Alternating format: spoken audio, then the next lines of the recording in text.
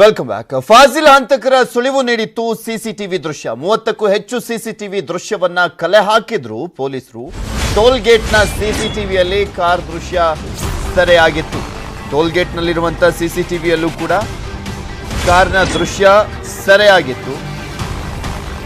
Hyundai Ian KA19 registration ನಂಬರ್ನ ಬಿಳಿ ಬಣ್ಣದ ಕಾರ್ ಅದು. ಕೂಡಲೇ ಮಾಹಿತಿಯನ್ನ ಪತ್ತೆ ಮಾಡಲಿಕ್ಕೆ RTO ಬಳಿ ತೆರಳಿದ್ರು ಪೊಲೀಸ್ ಇಲಾಖೆಯವರು. ಮಾಹಿತಿಯನ್ನ ಸಂಗ್ರಹಿಸಿದಾಗ ಈತನೇ ಮಾಲೀಕ ಅನ್ನುವಂಥದ್ದು ಪತ್ತೆ ಆಗುತ್ತೆ. ಯಾಕಂದ್ರೆ ಗೊತ್ತಲ್ಲ, ಅಡ್ರೆಸ್ ಎಲ್ಲ ಬಂದ್ಬಿಡುತ್ತೆ ಆ ಒಂದು ನಂಬರನ್ನು ಹೊಡೆದಂಥ ಸಂದರ್ಭದಲ್ಲಿ. ಅವಾಗ ಪತ್ತೆ ಮಾಡಿರುವಂಥದ್ದು ಪೊಲೀಸರು. ನಿನ್ನೆ ತಡರಾತ್ರಿ 12 ಗಂಟೆಗೆ ಅಜಿತ್ನನ್ನ ವಶಕ್ಕೆ ಪಡೆದು ಪೊಲೀಸರು ವಿಚಾರಣೆಯನ್ನು ಮಾಡ್ತಾ ಇರುವಂಥದ್ದು.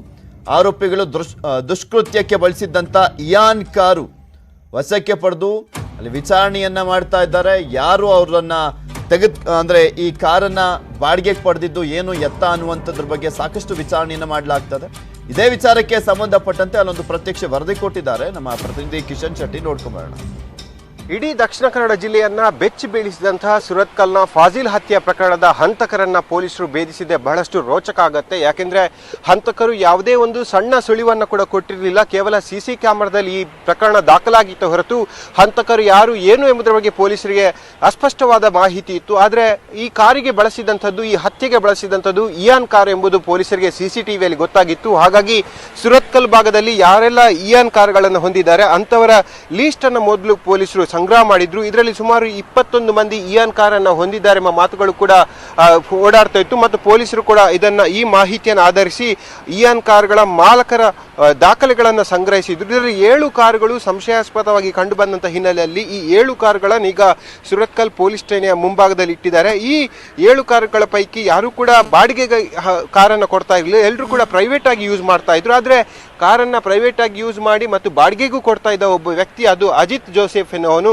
ಆತ ಹಂತಕರಿಗೆ ಹತ್ಯೆ ಆಗುವಂತಹ ಬೆಳಗ್ಗೆ ಅಂದ್ರೆ ಗುರುವಾರ ಬೆಳಗ್ಗೆ ಕಾರನ್ನ ಬಾಡಿಗೆ ಕೊಟ್ಟಿದ್ದೆಂಬ ಮಾತುಗಳು ಕೂಡ ಪೊಲೀಸರಿಗೆ ಗೊತ್ತಾಗಿರುವಂಥದ್ದು. ಹಾಗಾಗಿ ಆತನನ್ನ ತೀವ್ರ ವಿಚಾರಣೆಯನ್ನ ಮಂಗಳೂರಿನ CCB ಪೊಲೀಸರು ಮಾಡಿದ್ದಾರೆ. ಸದ್ಯ ಮಂಗಳೂರಿನ ಕಮಿಷನರ್ ಕಚೇರಿಯಲ್ಲಿ ಅಜಿತ್ ಜೋಸೆಫ್ನ ತೀವ್ರವಾದ ವಿಚಾರಣೆ ಆಗ್ತಾ ಇದೆ. ಯಾಕೆಂದ್ರೆ ಬಾಡಿಗೆ ತೆಗೆದುಕೊಳ್ಳುವಂತಹ ಸಂದರ್ಭದಲ್ಲಿ ಹಂತಕರು ಯಾವುದಾದ್ರೂ ಒಂದು ದಾಖಲೆಯನ್ನು ಆತನಿಗೆ ಕೊಟ್ಟಿರಬಹುದು. ಹಾಗಾಗಿ ಆತನ ಮುಖೇನವಾಗಿ ವಿಚಾರಣೆ ಮಾಡಿದ್ರೆ ಹಂತಕರ ಸುಳಿವು ಸಿಗೋದು ಬಹಳಷ್ಟು ಸುಲಭ ಆಗತ್ತೆ. ಈ ನಿಟ್ಟಿನಲ್ಲಿ ಪ್ರಾಥಮಿಕವಾಗಿ ಆ ಕಾರನ್ನ ಬಾಡಿಗೆ ಕೊಟ್ಟಂತಹ ಅಜಿತ್ ಜೋಸೆಫ್ನ ಎಂಬಾತನ ವಿಚಾರಣೆಯನ್ನ ಪೊಲೀಸರು ಸದ್ಯಕ್ಕೆ ಮಾಡ್ತಿದ್ದಾರೆ.